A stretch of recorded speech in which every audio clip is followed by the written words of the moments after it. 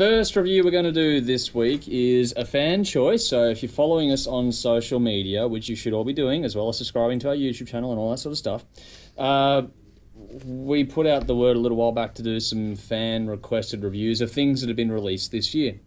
And this is a band that none of us had ever heard of, that have been around since 2002, called King Bird, with their latest album, Got News. It's 11 tracks for 52 minutes, released in May 23rd, 2016. As I said, it was a requested album from a random Facebook post, so keep up with us. The band formed in 2002, and apparently before this album came out, there was a change in frontman. This is their third album. They've also got 2 EPs. And this is quite the find out of Brazil. I think they're out of Sao Paulo. Yeah. For the record, it's a 4-piece. There's some history too. They've supported some really good bands and stuff as well. So do your research. They've been doing pretty well over there. Who wants to go first? Okay, Dennis. Well, like you said, we've never heard this band previously. No, this is completely new, so thank you for this. But I'm glad I've heard them now. I'm not sure if you guys got the same vibe, but I was hearing a bit of Warrant and Skid Row in this. This is a bit of everything in this one, I reckon. Yeah. I definitely want to check out more of their stuff now that I've heard this, and that's what you want when you're listening to an album. I would definitely see them live if they came out here. The production's mostly good, but I do have an issue with one thing, and I'm not sure what it is with many releases as of late, but the drums will generally sound good while the cymbals suck balls big time. I know they're not the easiest thing to mix or make sound good, but I've noticed a lot lately, and it just shits me. Lots of recent albums, shit cymbal sound, but great drum sound. I'm not sure what it is. It just sounds unnecessarily dirty or messy, but... Maybe it's the vibe they're going for, because everything in production goes through phases anyway. So it could have been on purpose, apart from that, it was a very enjoyable listen. I gave it an 8 out of 10. Standouts were Immortal Rider, Gonna Rock You, and Doomsday, which has a massive 70s Black Sabbath vibe. And The Last Page, which I think was the last track. Yeah, it was.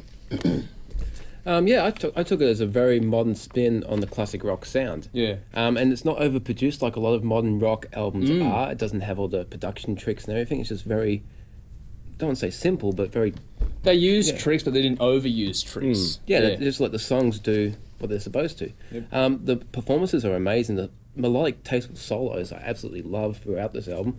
The singer's great. Good vocalist. So he's new to the band. It's his first release with this band. Okay, he hasn't done anything before? I'm not sure. I wasn't able to dig that deep. You have to do some more research on this band. It's pretty hard to get all the info you want on this band. Because all their stuff on Facebook isn't bloody well Brazilian. So, whatever the language is there. Spanish? I don't know. Clearly. Jimmy. There are definitely some elements of metal towards the end of the album. A bit of even power metal I got from one of the tracks. The Road You Ride, with the harmonised vocals. There was also the dual guitar stuff, which is like a nod to Thin Lizzy as well. Yeah, so right through the elements of rock and metal from the past 30 years or whatever. I reckon they tour really well with Kill Code. So, if you like Kill Code, you might like this band. Standouts were Years Gone By, Back in Time, Daybreak, The Road You Ride, and Doomsday, and 8 out of 10. Cool. I like the way it opened up. It's a blistering way to open an album. It's just classic hard rock all the way, but it's just sort of meet the modern day. That's what it is. It's classic rock with the modern sound, I guess. Between the vocals and the riffs alone, this is really cool, this album. The rest of the band complements those elements perfectly. There is great space in the writing. Nothing is overdone, and I really admired that because there's a lot of temptation to overdo things, and they didn't do it in this band, which is really well done. The lyrics are solid.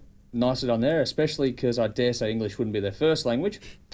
I got the same thing. There's a bit of metal. There's also a bit of AOR. The riffs and melody are kings on the album. It's a solid rhythm section to boot, though.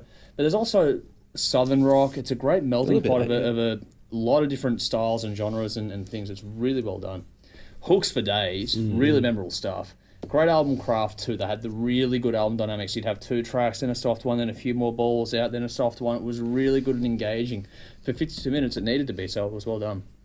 The production suits it well. I didn't get the same problem with you as the cymbals. I thought it was actually overall really nicely mixed. I got almost like a European hard rock band vibe to this, which is unusual because it's from South America, but I don't know how it worked, but it worked well. everything has taste and class, but it's also got balls out and good emotive context. It's a great listen all around, and I really am grateful we got to hear this one. They could have cut maybe one song from the album. Probably in the middle there was one or two that maybe could have been cut, and it would have been a better listen overall. But this is an album you really should listen to for yourself. There are no bad songs. It's actually hard to pick standouts. A nice, diverse, true hard rock record that is classic and current at the same time. 9 out of 10, Immortal Rider, Daybreak, Doomsday and Smoke Signals are my choice, and we'll give you a taste.